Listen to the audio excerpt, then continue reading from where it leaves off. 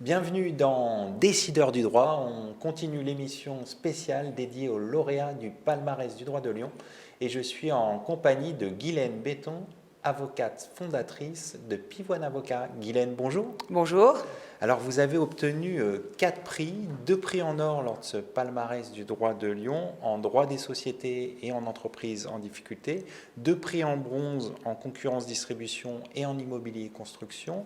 À quoi attribuez-vous ce succès ?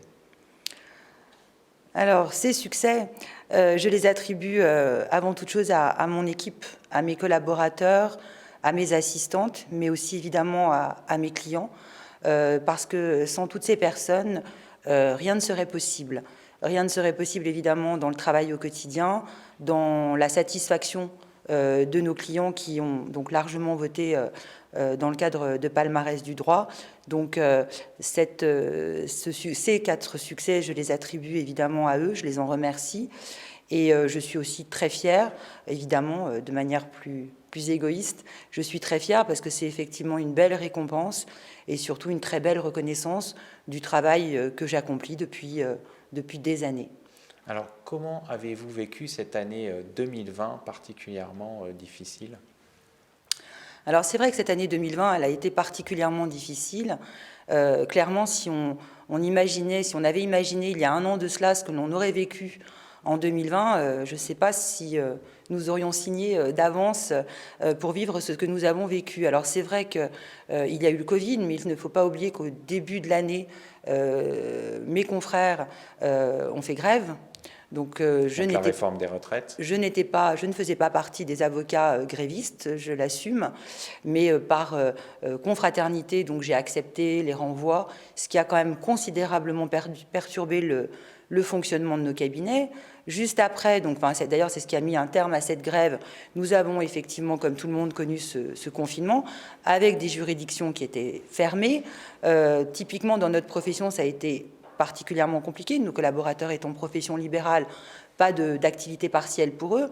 Donc, faire du chiffre, effectivement, pour pouvoir payer tout ce qu'on avait à payer, avec, je dirais, pas forcément la matière pour le faire. Donc, ça a été un vrai challenge. Nous y sommes arrivés. Et c'est vrai que cette année, je pense qu'elle nous a rendus plus forts. Elle nous a rendus plus forts. Elle nous a aussi forcés à réfléchir sur la façon dont on voyait l'avenir de notre profession, de notre cabinet. Et je pense que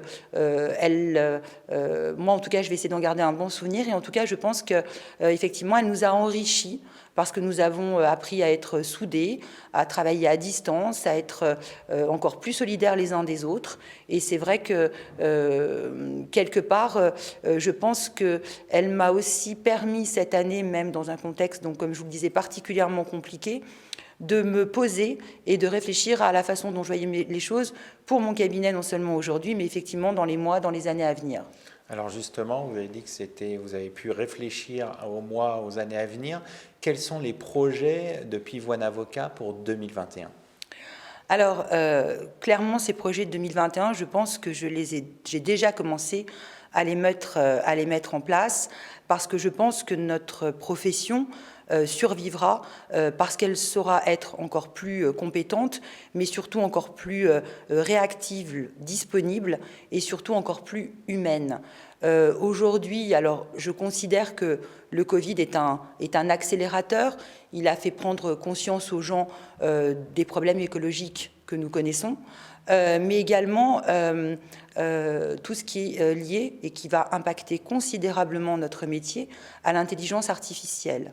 Donc en ce qui me concerne, j'ai commencé à réfléchir à comment je voyais mon cabinet, comment je voyais ma profession dans les années qui viennent. J'ai aussi interrogé mes collaborateurs qui sont forcément beaucoup plus jeunes que moi là-dessus. On a aussi réfléchi donc à un avenir commun évidemment. Et là, nous avons commencé effectivement à réfléchir à ce qu'on pouvait mettre en place au niveau et grâce à l'intelligence artificielle. Et je pense que le maître mot, et c'est ce qui va être notre leitmotiv dans les mois, les années qui viennent, c'est toujours plus de réactivité, plus de disponibilité pour nos clients grâce aussi à l'intelligence artificielle et le temps qu'elle pourra nous faire gagner sur certaines tâches. Mais il y a une chose que l'intelligence artificielle ne fera jamais aussi bien que nous, c'est la qualité de la relation humaine. Et ça, c'est très important. Je pense qu'effectivement, mes clients ont aussi massivement voté pour moi. Enfin, massivement, j'exagère un peu, mais ont beaucoup voté.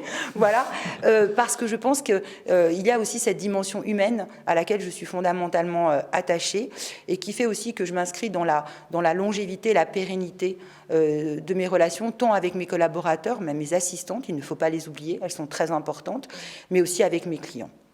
Merci Guylaine. Merci beaucoup, merci à vous.